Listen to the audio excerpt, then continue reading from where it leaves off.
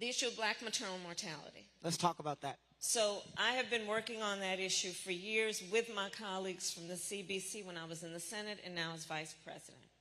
Why?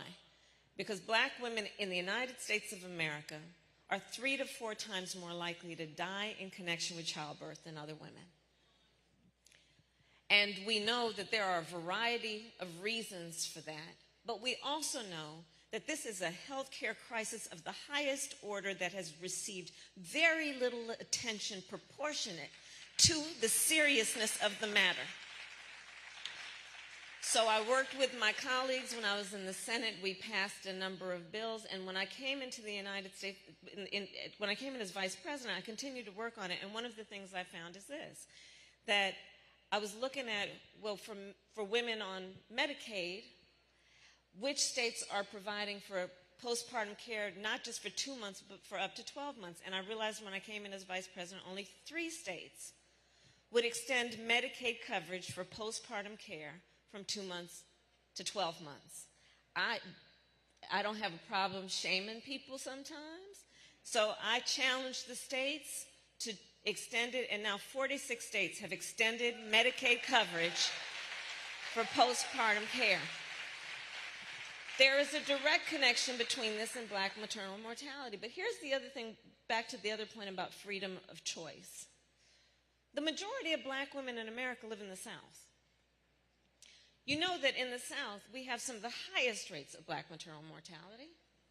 In the South, except for the state of Virginia, every state has an abortion ban. And what I find, hypocrisy upon hypocrisy by some of these extremists, is the same ones saying they're passing these abortion bans because they care about women and children have been completely silent on the issue of black maternal mortality. So don't come to us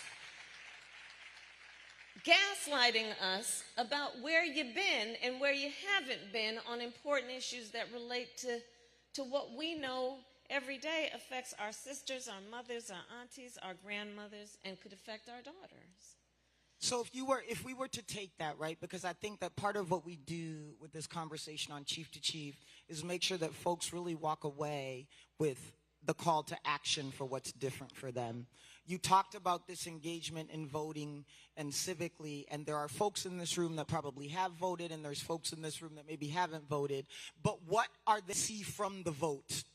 Go in 122 days and vote, but what will be different for them if they do, so that those that maybe are considering not doing have a reason to get up that day and do it as well? So what we know is that you can have an idea of what will happen when you look at what has happened.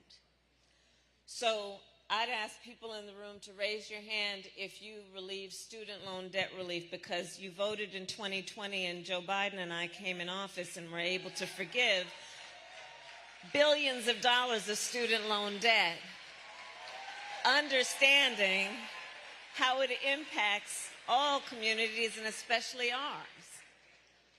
I would ask anyone to think, and you don't have to tell anybody about this, have you or a family member suffered from medical debt? We are in the process of saying that no longer can medical debt be counted against your credit score. Right. Because you see, we came in office and we knew, because we are of and care about the people as opposed to the richest billionaires, which is who the former president gave a tax cut to and then created one of the largest deficits our country has ever seen. We know medical debt comes about because most often, a medical emergency, which nobody invites upon themselves or plans for. And it can result in tens to hundreds of thousands of dollars in expenses that you did not plan for and create debt. And then would be used against your credit score. What is your credit? Most people know the number of their credit score like you know your weight. Especially with all those apps now, right? That was shade. Right. That was shade. Right? We're going to talk about that later.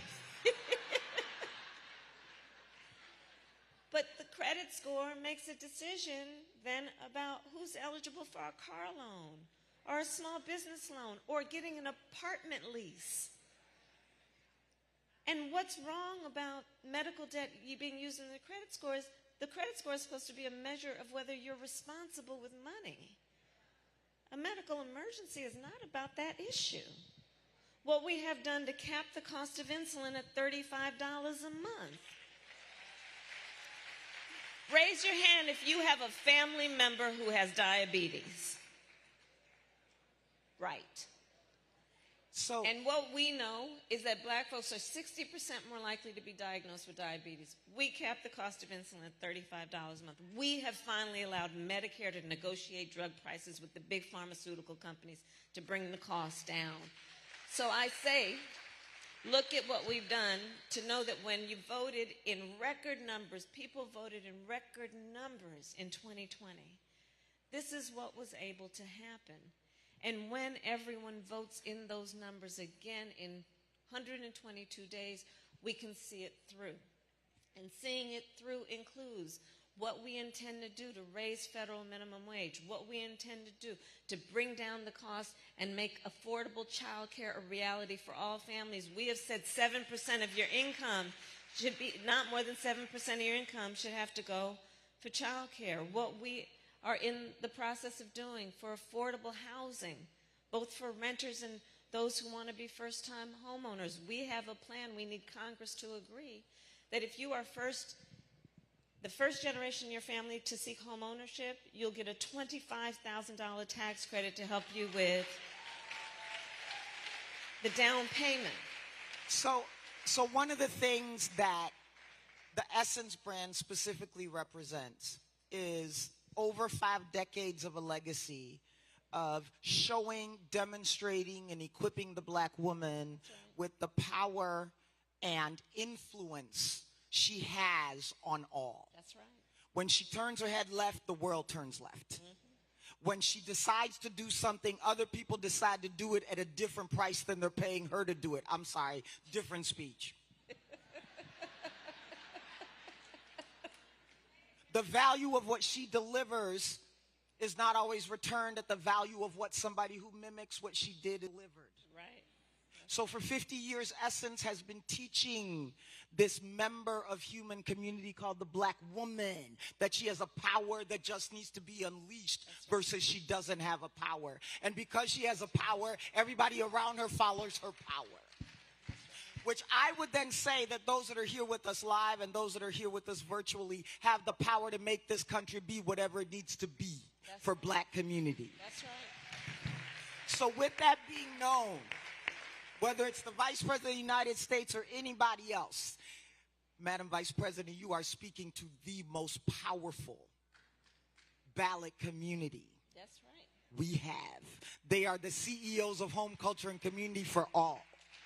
So if you were to be talking to them about what their power can do for black, through the lens of the chiefs that they are of their community, and you knew that it was what you say that's going to make them do the thing that's right for them, what do you tell these chiefs about what they need to do with that power in 122 days? First, you've already said it, but I will say it to repeat because it bears repeating all the time. We have extraordinary power. And we can never let anybody take our power from us. Never let anybody take our power from us. And never be shy about our power. We must encourage in each other ambition. Ambition.